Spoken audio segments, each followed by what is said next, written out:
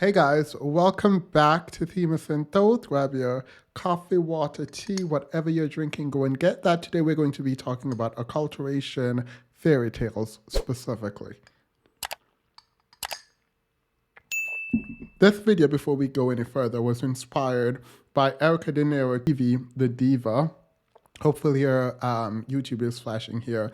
And KSC, who is no longer on YouTube, but I had the opportunity a couple weeks ago to listen to her on Clubhouse as she explained the acculturation process through the song Fairytales by Anita Baker. The song was introduced to me by Erica De Niro TV, and I've been listening to it and meditating on it for the last, I think, 3 weeks now, and trying to figure out the best way to do this video. And so here it is. Remember stories, those things my mother said. She told me fairy tales before I went to bed. She spoke of the happy endings, then tucked me in real tight. She turned my nightlight on and then kissed my face goodnight. My mind would fill with visions of perfect paradise. She told me everything. She said he'd be so nice. He'd ride up on his horse and take me away one night. I'd be so happy with him. He'd ride me out of sight. She spoke about happy endings of stories not like this. She said he'd slay all dragons, defeat the evil prince. She said he'd come to save me, swim through the stormy seas. I'd understand the story. It would be good for me. When deciding to break down the acculturation process for young women, it's very, very easy to do. It's encapsulated in almost every single movie and Disney Channel show, from Cinderella to Snow White to Rapunzel, even down to Sleeping Beauty. There's a common theme, and the theme is an expression of womanhood, what it means to be the ones selected, what it means to be the person that is saved, and ultimately the person that gets married to the handsome prince. Consistent in these stories, at least back then, is this idea that the woman's place is to be submissive, and we're going to get into the biblical aspect too, but it is to be the quote unquote damsel in distress, the one that gets saved. Something that is also intrinsic in these stories is the idea of whiteness and the extraordinarily important role that beauty plays in whether or not you're worthy of being saved and selected, right? And so when we get into this video, it is important to note that while beauty from a sociological perspective is one that is a thing rather that has been defined and redefined throughout the times and ages and in communities, these overarching stories are sort of predominantly about whiteness. In fact, when I went to find the pictures, I had to be very intentional about trying to find the black princess. For example, Brandy as Cinderella. Women's role is to be the object that is being rescued, the thing that is being saved. This is what these stories hint at. We can go through the storyline for each, and we won't, but Cinderella, with the evil stepmother and sisters, are tucked away and the prince has to come and save them. Snow White being put under a curse and the prince has to come and kiss her while she's asleep, and we probably should have a conversation about consent. Rapunzel tucked away in a tower and had to let down her hair to be saved by her prince. Sleeping Beauty being pricked by a needle, falling asleep, and then only the kiss of true love could wake her. Again, an issue with consent, but we're going to move forward.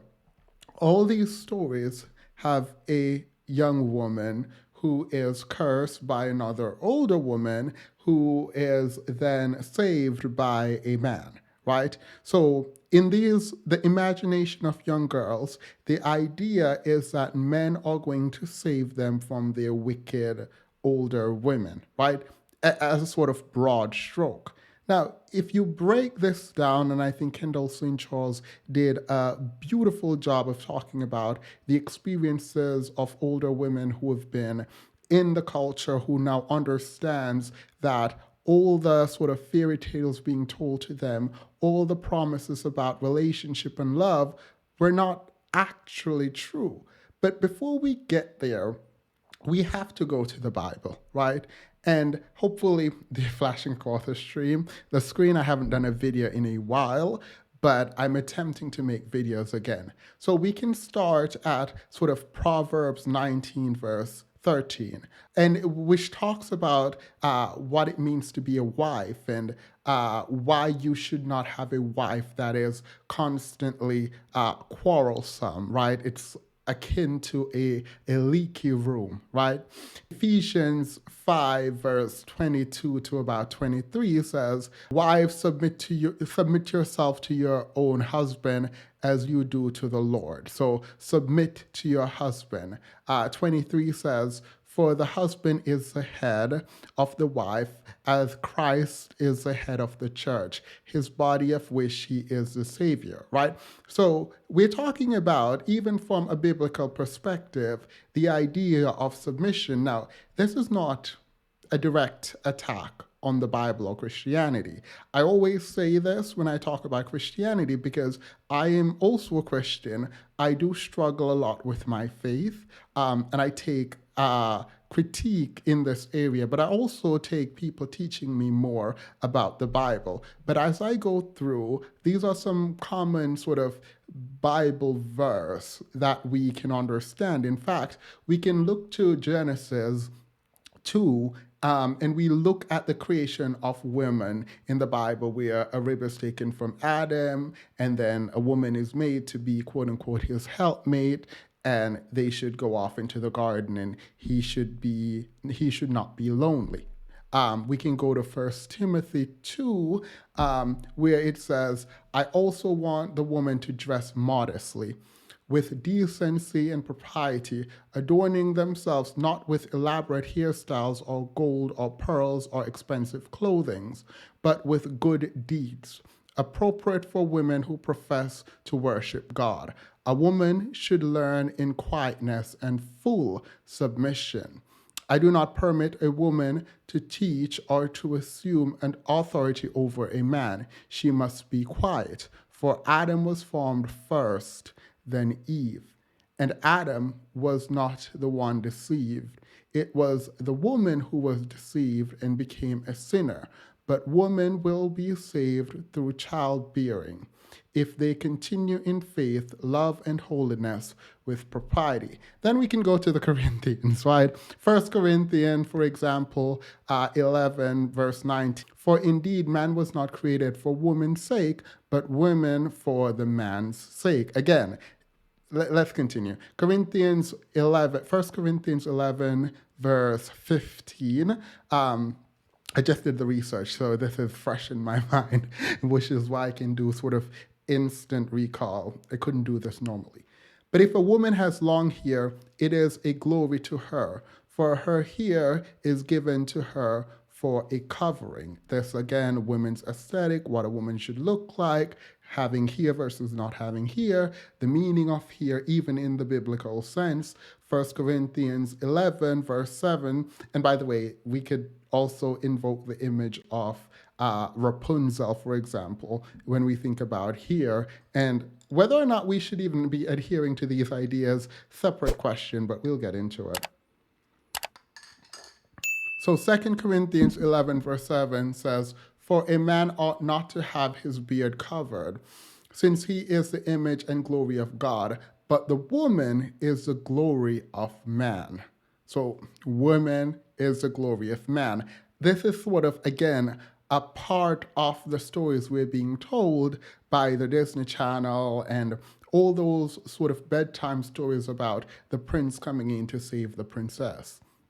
Then the last one, I'm just going to end the Bible verse here so we can move on.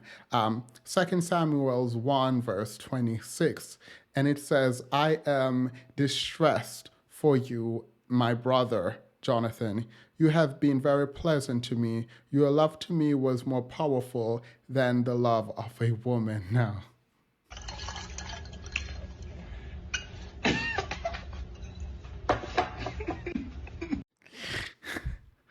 yeah, you might call me petty for including that. You might call me petty for including that one, but it's going to stay included. I mean, I include it as sort of being tongue in cheek, right? But there's something fundamentally important in there. It's like if a man can love.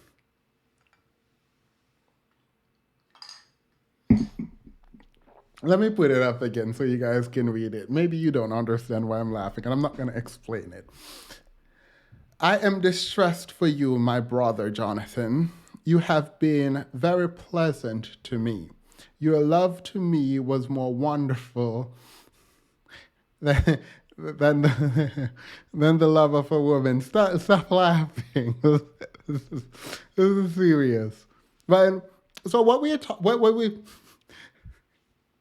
getting back to the topic, what we're talking about is a religion, a culture that is predicated on a religion. And we're talking also about the puritanical approach to how women should dress, as we've seen in these scriptures, but also stories developing for entertainment, stories for young children, really enforcing the position of women. Now, you can agree that this is a place of women. You can agree that you want submission. You want to be submissive as a woman, and as a man, say you want submission. You can agree to all of that. Know that that is not deviating from the norm of what is being taught. It is what is being taught both on a religious front and on the sort of entertainment front.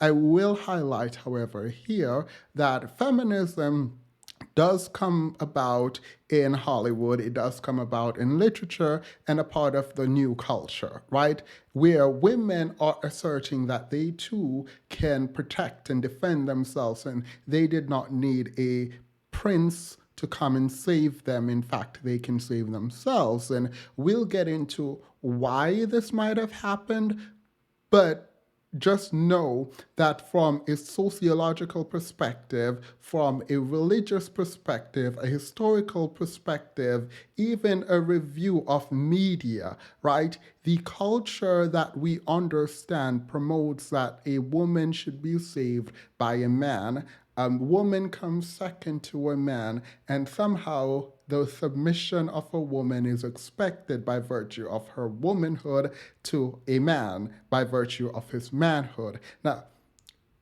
why this is the case? One could make the argument about biological differences between male and female, and strength and power, and who gets to go out and fight versus who stays home.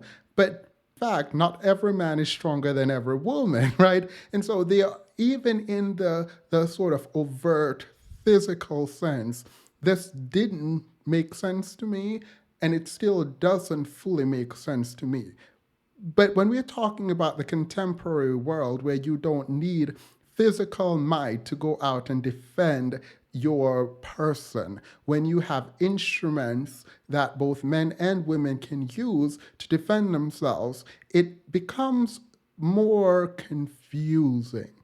Now, if we want to take this and peel it all the way back and center the Black community, as I do on this channel, for those of you who didn't know, I'm centering Blackness. So if that upsets you, bye-bye. Bye-bye. All right. But let's center Blackness, and let's take a dive into a short dive, maybe 2 or 3 clips, into the idea of womanhood as it is seen through the male lens. And it's seen in a lot of different ways by men in the Black community. But I'm going to specifically look at men who call Black women queens and goddesses. The reason is it invokes a sense of pride that I don't completely dislike or disagree with, but it does something very specific. And for that thing that it does, I will come back and explain. So let's hear about Black women being God. God or goddess was a woman. If we are truly made in the image of a creator, a woman, and a Black woman in particular, was the first to be here. Right. So I always say the Especially black, by us. Yeah, I say the Black woman is God, and when you think about Yeah. the humility and what's that come from, when Yeah. you think about the origin of the motherland and where we Yeah. all come from, at some point, to put yourself in that godlike posture, you have to diss the God in which you come from. Now, the person I wanted to include was Dr. Umar. If you believe this, I don't know what to tell you. Don't believe this. It is a trick.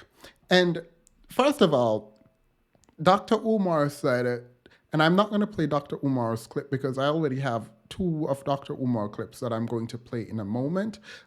But Nick Cannon is saying this. Nick Cannon is saying you're God as a Black woman. Nick Cannon. I don't know who would listen to Nick Cannon tell them anything about who they are. Absolutely not. So we're just going to ignore Nick Cannon. But godhood being placed on Black women is done specifically for you to carry as a Black woman the community.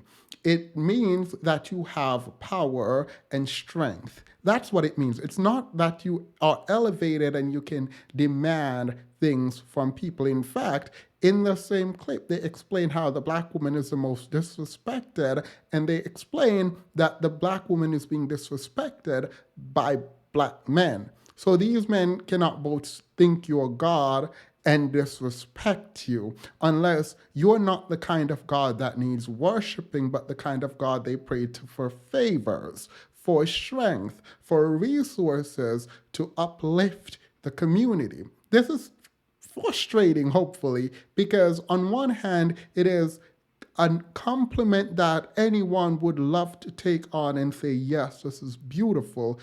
On the other hand, it's actually telling you you're strong enough to bear the pains of what we're going to bring to you in this community. I don't know about you, but if that is my role, I don't want it. If I am the God, then listen to me as I make commandments, not give me more work to do. That's not how that works. That's not how that works. So, no. So the thing is, when we hear of fairy tales and we think about the Bible and we put all of this together in the first part, right? We're in the beginning. It is about naivety. The acculturation process is ultimately about you being naive to the realities of what the world is, and you having a very specific kind of optimism to be in a relationship with someone who is going to make your worth and value known to the rest of the world, right? Because you cannot, by the stories you're being told, do it on your own. You are the second to be created and not the first. You are not the head. You are the follower. You are the helpmate. These ideas about womanhood ultimately leads you to believe that you are in desperate need of a man to validate who you are and your experiences. Now, is this true? I mean, is it? Like, do you need a man? Now, when I say this, the world should stop because I see the critique. I hear the critique, and let's go on and pretend to address them. Someone is going to come and say, "You're a fruitcake." And I've seen it. They call me the F word, all of the words they have called me. And the fruitcake has stuck with me because I quite like the phrase fruitcake. But should it matter? Should it matter? If I am doing an analysis on cultural norms and cultural realities, does it matter who I am and does it matter about my sexuality? If it does to you, if it matters to you, come to the conclusion that would have you disregard what I have to say. If that is important to you, do that. I'm not about to sit here and defend myself. I'm not about to sit here and explain to you why who I am either matters or does not matter for reviewing of culture. Like it or not, I'm a part of the culture. Like it or not, I have two eyes. Like it or not, I'm willing to do the research to investigate the realities of what is happening because, like it or not, I do believe we have a community. And it is our responsibility to either protect or completely dismantle it. I'm not about to address this again.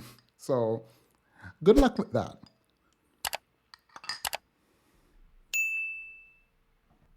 Now, back to the story at hand. If we are thinking about the power of affirmation and the power of reiterating certain ideas about womanhood and manhood and to be accepted in the culture, it makes sense that one of the highest praise one can achieve is that I have been married. As a woman, that is of the utmost importance if you subscribe to the idea that you're a damsel in distress needing a prince to come and save you. Over and over and over, the realities are going to hit. And I do pluralize realities because I think they're multiple, but that's neither here nor there, and it's probably too esoteric. All right. The question now is when we think about marriage and relationship and partnership, what will you give up for this? And the more important aspect of that question about that which you would give up is ultimately, is it worth it? Is it worth it to step aside and put your career on the back burner, to fall in love and find a relationship and maybe a family? And what does it mean about the ability to provide? Is it worth it to have someone there if that someone is cheating? Is it worth it to have someone there if you don't have peace when you come home? Is it worth it to be walking an eggshell around your home because something feels off and it constantly feels off? Is it worth it to emotionally invest in people who might not be able to themselves emotionally invest in you or even self-reflect to invest in themselves? Is all of this worth it? Is the stamp of approval is I have a partner, is that all worth it? And the answer, quite frankly, for a lot of people is yes. It is worth it to be coupled. I will give up a lot of autonomy, a lot of financial resources, a lot of freedom, a lot of my own peace of mind and happiness to be coupled. I am not here to judge you. I can't judge you. I think love can be a beautiful thing. I don't dislike love. I think anyone going for love should go for it. But I do question what it means to be in love, what it means to fully commit to someone and give up dreams, give up hobbies, give up other kinds of friendship to be in a relationship with someone who might not be the best for you. Again, I am not telling you to do it or not to do it. I'm saying, is it worth it? And that's a fundamental question that I think we should ask. And when we ask ourselves these questions, we should probably actually write down a list of things that are likely to be better than a relationship and a list of things that might be good for you while you're in the relationship. I think you should do that. Weigh the pros and cons. And even if the cons outweigh the pros, it doesn't mean you can't do it. It just means you know what you're getting into when you decide to quote unquote do it. She never said that we would curse, cry, and scream and lie. She never said that maybe one day you'd say goodbye. My story ends, and stories too. Reality steps into view. No longer living life in paradise. No fairy tale.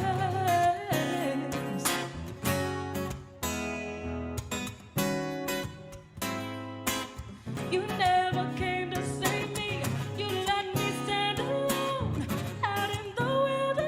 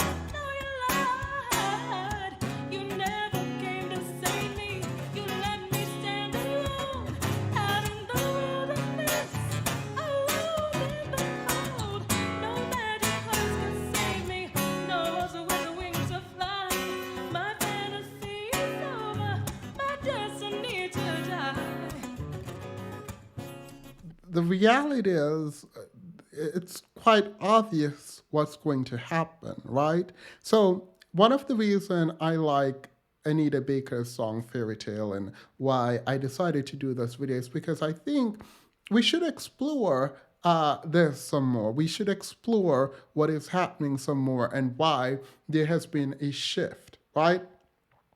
As a child, you are being told that your Prince Charming is coming, that you will have everything that you want, that some man somewhere is going to make you a wife and your life will therefore have value. Not that you will earn a living in a capitalistic society and that you will be able to provide for yourself and make your family proud in that way, get an education. No, the ultimate goal, it seems, is to be married and be validated in that way. When that is the truth, we hope that the relationship and the marriage is good. But time and again, and the divorce stats will indicate that it's not that great for a lot of people. And what that means is we have to now reflect on certain things, like the kinds of relationship you're getting in. I mean, should I do this? Yeah. I had a gentleman come on one of my stream and said verbatim, it is not the quality of the marriage, it is that you are getting married. Now, the audacity to say something like that. But for a lot of people, it's true. It rings true. But when all you want is to be married, when all your hopes and dreams and fulfillment comes from the idea that someday as a woman, a man will choose you and make you his wife, if that is where your self-esteem comes from, if that is where your sense of purpose comes from, then it makes sense why we have these male podcasters. Now,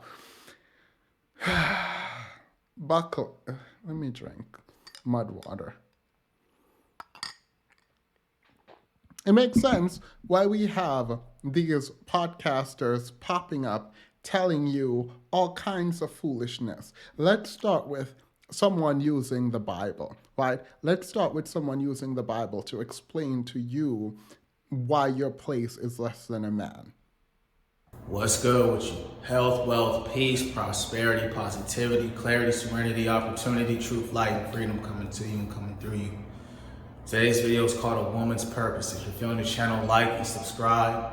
My channel is all about winning from within and overcoming every obstacle and setback that stirs up in your life. So with that being said, let's get straight to it. What is a woman's purpose? I made a video already called What is a Man's Purpose? A Man's Purpose. So what is a woman's purpose? I did this video second because women come second. I know that's going to seem backwards to a lot of you, but that's okay.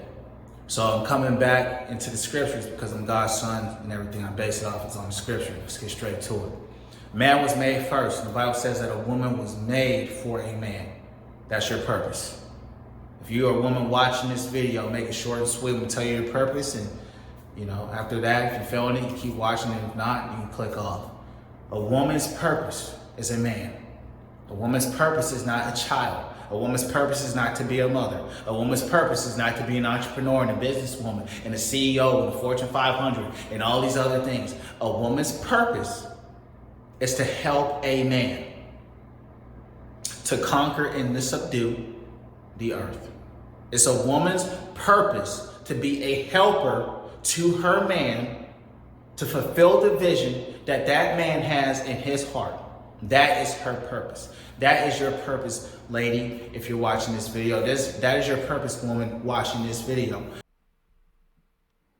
Now, you can be mad at him all you want, but this is the problem. This, by the way, is why I appreciate Anita Baker's song, Fairy Tale. But before we get into the breakdown of why I like that song so much, this man has the audacity to come on Beyonce's internet and tell women their purpose is a man. Your purpose is to be a helpmate to a man, essentially is what this man is saying. Why? Biblically, that's why. He is speaking in his mind from a biblical perspective. Now, obviously add husband in there, but from husband, they extrapolate to say women generally should be searching for man and being helpmeet to man, and it goes on and on. The audacity comes from their interpretation of the Bible. These male podcasters are able to say what they're saying and think that it's valid because, well, it comes from the Bible. Now, I'm not going to tell y'all what to do. I don't do that.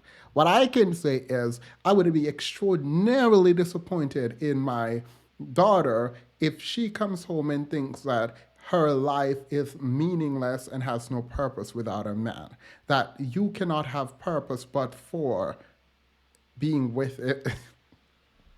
With a man, absolutely not. I would be extraordinarily disappointed. But is this biblical? Is this what we are being taught in the Bible? And well, let's go to a pastor and find out, will we? Let's do it. This breaks all sociological orders of the culture we're living in now. Because we are raising up women to be men.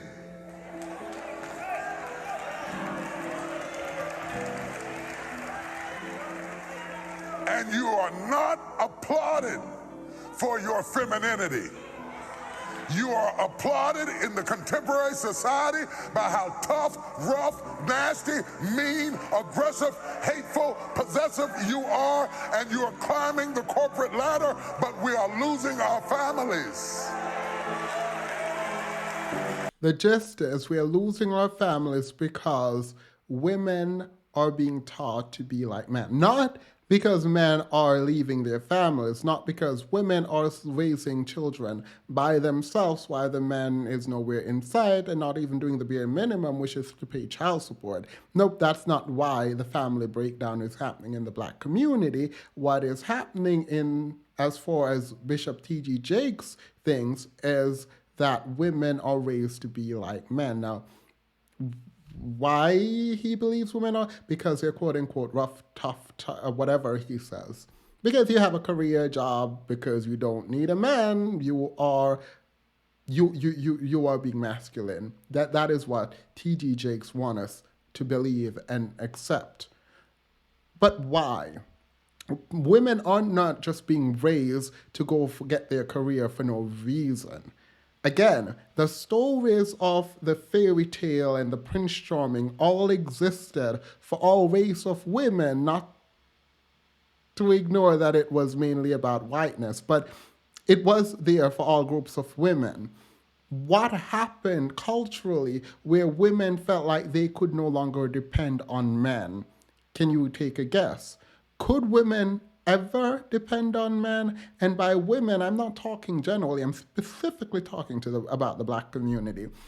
Was there a time, and for the men listening, you can explain in the comments, and we can do a live stream where we discuss your protection, our protection, right?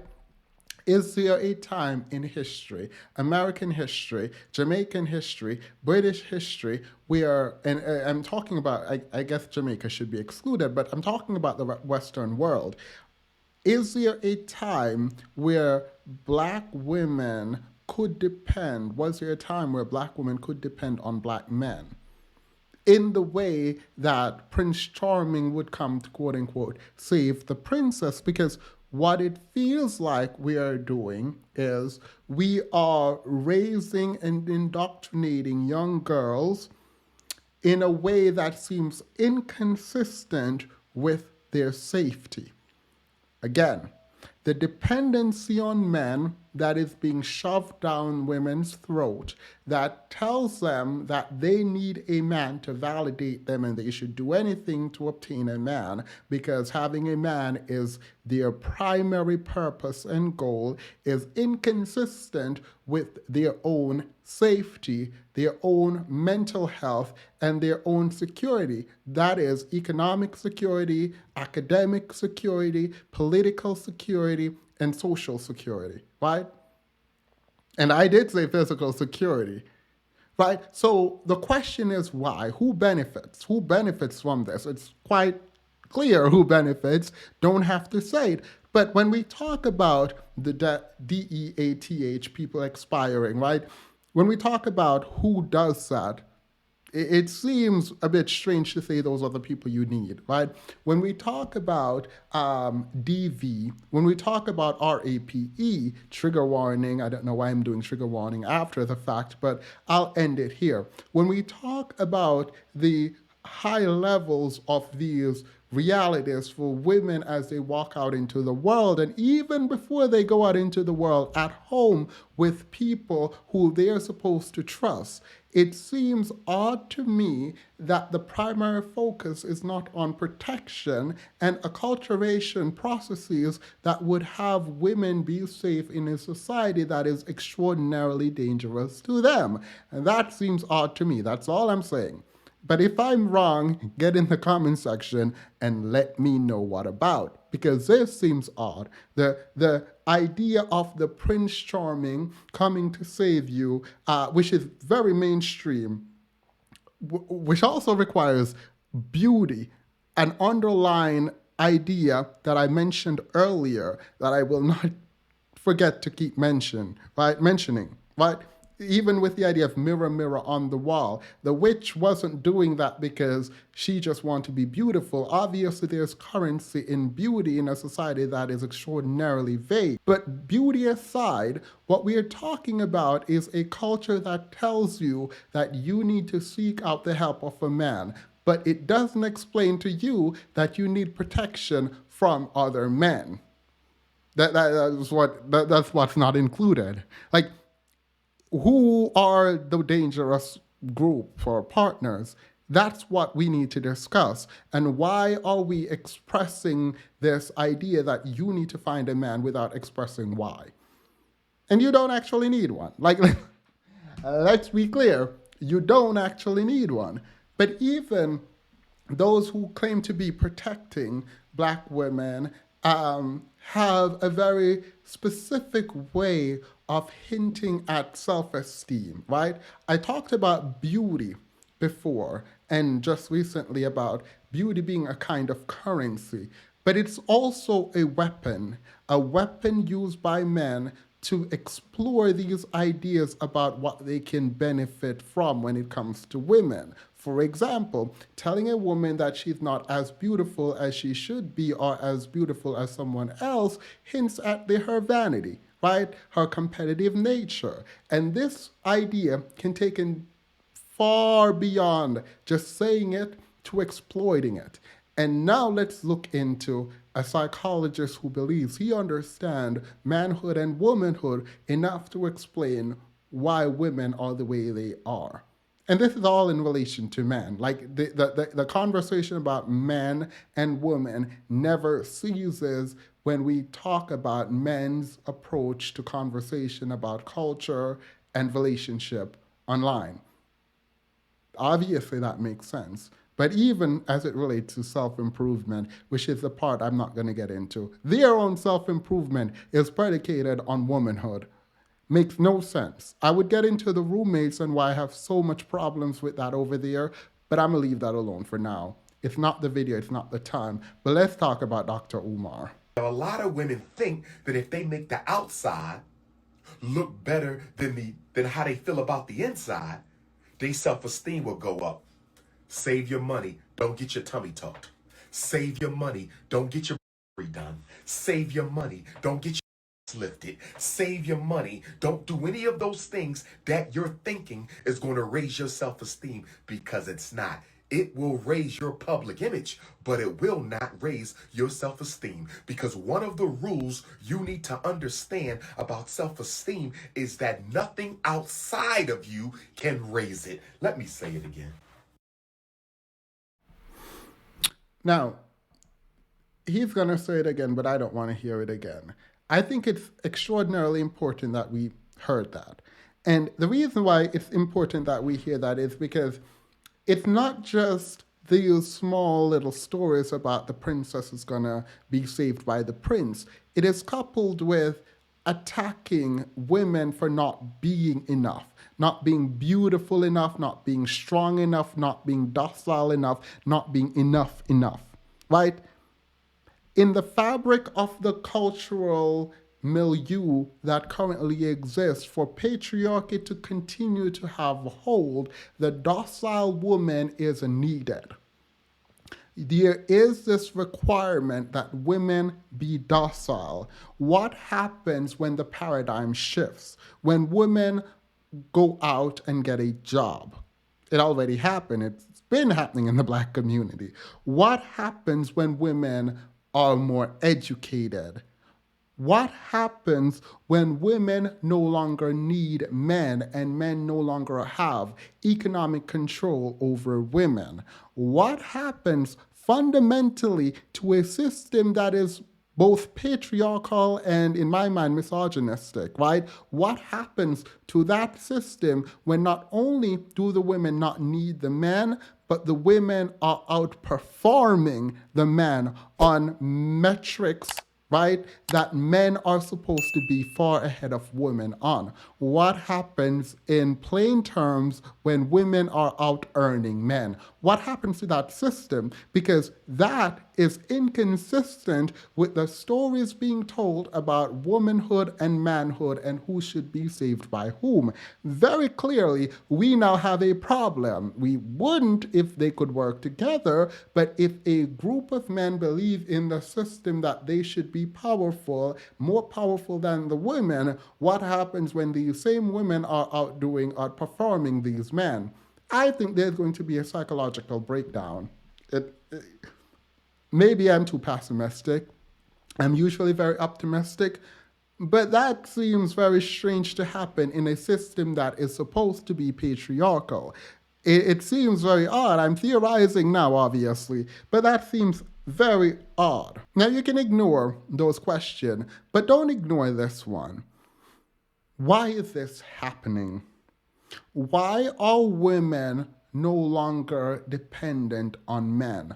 Are men abusing the power that they once hold in the system that they created and perpetuated? Let's go online again, because everything is now online, and look at the conversations being had among men and women. Ready? That means this career you're talking about, you're going to give it up anyway, because the real career is your husband. He's going to be bringing in all the money. If you get the man you want, he's going to be the major breadwinner. You are not going to be responsible. So this extra degree, extra thing is all actually not going to an outcome. It's just sitting on the wall. You think so? Man, if you have a husband paying 75% of everything and you're paying 25%, you are not in a career. You got a job. He's carrying the lion's share. So why do you need a master's or anything else like that to cover 25%? No. Listen. I was gonna give because this is what so many sisters don't do. They just go. The reason people say your career doesn't matter is that they're operating on the paradigm that, well, you're a woman, you are going to be dependent on a man.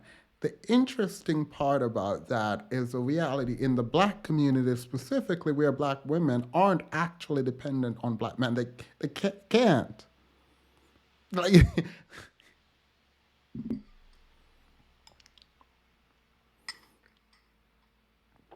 black women cannot depend on black men to be the sole financial provider. Even in that clip, the breakdown had the woman still paying part. No, it is not a side hustle. It's not that if she is needed to pay part of the bill. Absolutely not, it's not.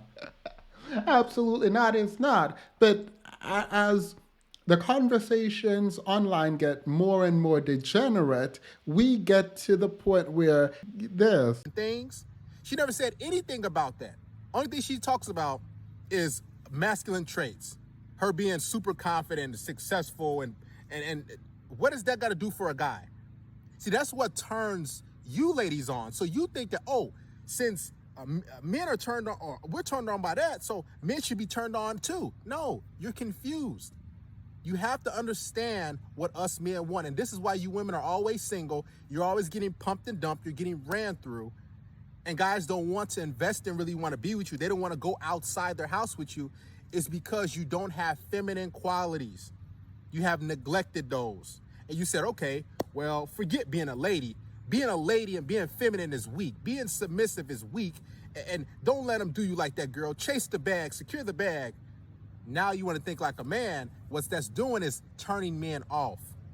We don't care about successful women. Okay, have your little job. I don't know who said this man could be a part of the conversation, but whoever did, that's not okay. He actually, before we even continue, he goes on to say this foolishness. Let's play it. We're already here. We're already in degeneracy, so let's continue. The 3 S's you ladies need to keep a man. Are you ready? The 3 S's: sex, silence, and sandwiches. That's all you need. If you want to keep a man, ladies, sex, silence or peace, being submissive, and sandwiches. Learn how to cook. See, ladies, ask yourself this. Do I know how to cook? Am I willing to learn? Please don't ask yourself that foolishness. I want to make this video seriously. I haven't done a video in a while, so actually, I'm not going to cut this up, but like, I want to be serious, but I can't take these people serious. Let's just, honestly, the video is already too long. Let's just cut, chop, screw. Imagine I said I reacted to this man and I pretended like I cared and said something of import. Imagine I said something meaningful to whatever that man was talking about, right? I said it, it's done. Yay, it was great. It was like a video essay. Woo. All right, let's get to the point. Of course, you're going to need to provide for yourself. In a society where men cannot provide for you, you don't stop existing. They can say your education doesn't matter all they want. They can say your job doesn't matter all they want. Before you meet them, and hopefully you get the ring and marriage and whatever you want, I hope you get it. I wish the best for you in your endeavors for love and laughter and whatever. Look, I want you to have it. I do. I promise you I do. But before you do, and before you get it, you're going to still exist. It's not like you're not going to exist, and as soon as the perfect man comes and your soulmate is there, you come into existence and you guys go live happily ever after, where he's providing for you and you just are at home. And by just at home, that's inappropriate, since if you have children, that is a ton of work, right? But that's not going to happen, right? You're going to exist. You're going to need to live. You're going to need to provide for yourself. You're going to need to take care of yourself. So then it doesn't make sense that these men would say any of the foolishness that they're saying. Like, her existence is not all about you. Don't say her job doesn't matter and then say it doesn't matter to me. No, and it doesn't matter for a relationship. It does. She would not be here but for her ability to provide for herself. It does matter. It has to matter. And we know in the Black community, mothers and to the extent fathers are there, they know this. This is why it is such a known thing within the Black community that young girls are being told to be able to provide for themselves, taught to be able to provide for themselves, right? They're being sent to school, they are getting educated, they're getting employed, they're starting businesses. It is out of necessity. Let's be clear. Like, this is out of necessity. This group, these Black women don't exist if they don't provide and take care of themselves, because, well, who's going to do it for them? Like, but it would be wrong of me to do this. It would be extraordinarily wrong to say Black men are to be blamed completely. And here is why. When we think about how Black women and Black men operated, it's interesting to me that Black men will be very, very, very aware of the realities, and they will tell you how aware they are of the realities, and that they don't care. In fact, I'm going to jump over to Sinji's channel, And she plays this intro, and I'm only playing the intro part of her video because it's very telling. Because everyone keeps asking, how do men have this kind of audacity? I'll tell you why. Black men and the black community specifically have that audacity, but then we're going to go back to the Anita Baker song and we're going to wrap this video up. Again, it's been too long. The main thing that black women miss the trick on is that black men already know that black women only date black men, generally. So it's like I'd say it's like a 90% split. Maybe 10% might date outside, 90% only go for black men.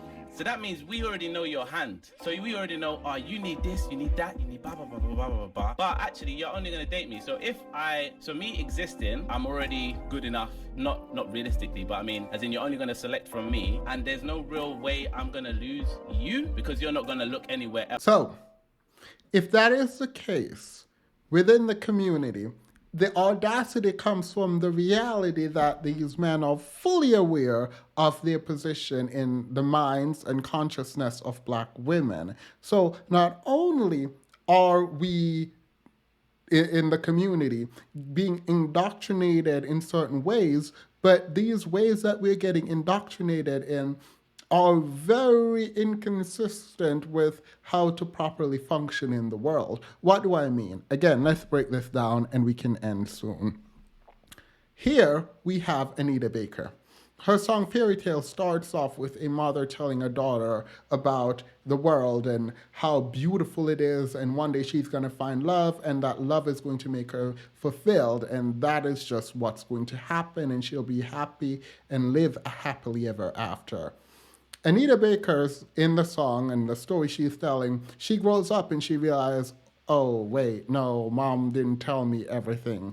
Like, this is really bad and he didn't come and I have to now provide for myself, take care of myself. I am now left alone. And in fact, when we were together, there was a ton of fighting. My mom didn't tell me about this fighting. I didn't expect for these fighting. What is happening is maturity. It's leaving this naive young girl's mindset about love, and this person is growing into a fully fledged adult who've experienced what it means to be in love and out of love and lost. And the lost and out of love and the fighting part was missing in the stories she was being told, both biblically and in terms of the fairy tales she was being told. This is the experience of every single woman, right? To some degree, this is the experience of every single woman, and maybe every single person, but this is specifically talking to women. Now, narrow the focus in on the black community again, and we have a group that on one hand we know the median income, on the other we know the prison stat, on another we know the absentee father rate, on another we understand the poverty and the literacy rate for at least the men in the community. Then we also know the homicide rate. But we also know, as the young man said in the video just now, that black women will only choose black men by and large. So if the story is being told to you as a child is that the man is supposed to save you, you're supposed to essentially look to the man for protection. And in Sinji's word, the man is going to be worshipped, essentially. She calls it black male worship, right? This is the centerpiece of the story, that the man is the end-all, be-all, both biblically and in the fairy tale. The man is the person that is going to remove you from whatever bad state you're in to a new positive state. If that is the expectation, and the man that you're looking to do it is only one race, one complexion, even when you far as a group outnumber those men, then the bargaining power gets real slim, just statistically. You don't have to be straight to know this. like you don't. Is Marriage for White People, the book by Ralph Richard Banks, explained this a long time ago. But if you are being indoctrinated in this way, then that is what you expect. then you go into the world with this kind of expectation. Guess what? No one meets it. You start lowering your standards, and then you end up in a situation where it's just not great, right? So, what do? Instead of the first verse and the first part of the second verse in Anita Baker's song, where mothers are telling their daughters about this beautiful love, should the reality come in? Should children's innocence be disrupted with the realities of the black manosphere, right? Cheating, men on the down low, the actual income of the black community, the prison system. Should that be introduced then? Should women as children be told what to really expect so that they can prepare for it in the future? I honestly don't know, right? Some naivety is useful for children to be children, but at what point do we have to step aside and say, okay, now you're going out into the world, here is the truth?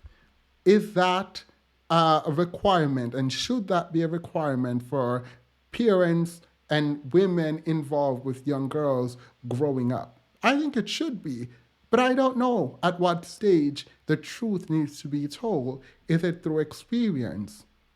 Should we lie to our young children, to our daughters, lie to them constantly until they experience the realities of the world? Should it be the Anita Baker's song, Fairy Tales? Should that be the learning process for them? Or can we bypass the actual feelings of hurt and pain and tell them, and maybe they even still choose to go through it to feel it for themselves? But what is our responsibilities as the adult in the room? I mean, for all the pushback and the fight against feminism, it is a beautiful and useful tool to get us to the point where we are all understanding the realities of the world, that it's not all peaches and cream. Not me with these phrases. It's not all going to be rainbows and sunshine. Why am I like that? I really don't need an idiom for this. But I keep using these. Anywho, I question this because as I'm thinking about my family and expanding my family and what it means to be a father soon, I worry that I am not fully equipped to raise my daughter. I don't have a daughter yet. I am worried that I am not fully equipped to speak to my cousins, my young female girl cousins. I don't fully know how much of their dreams and aspirations as it relates to marriage and relationship I should completely disrupt. Honestly, want to disrupt all of it, but I know that's not fair. Also, they're not my children, so it's not my place. But watching my little cousin play with a doll and talk about how she's going to find her prince one day made me sad. And it made me sad because, well, you might not. And princes, in the way they exist in the book, do not exist in the real world. We are all flawed. And what should I tell her? Should I let her dream that dream? I mean, at least for now, I'm letting her. But is it even my place? And for my own child, when I do have one, do I tell her right away or do I wait? But we know that they're living in a false reality. This is not the truth. This is alternative facts. The prince is not coming. You're going to have to save yourself, especially if you want to stay race loyal, as the phrase goes. I mean, it's unfortunate, but it's true. I'm going to end this here. I hopefully will have this edited and up before Friday, hopefully on Tuesday. So on Friday, we will discuss this video. We'll have a live stream discussing this video and then hopefully a blog this weekend that relates to the video. All right, I'm going to end it here. Hopefully there was some level of reflection on your part, and I look forward to reading your comments down in the comment section. Remember to like, share, comment, and subscribe, and I will see you again in my next one. Bye.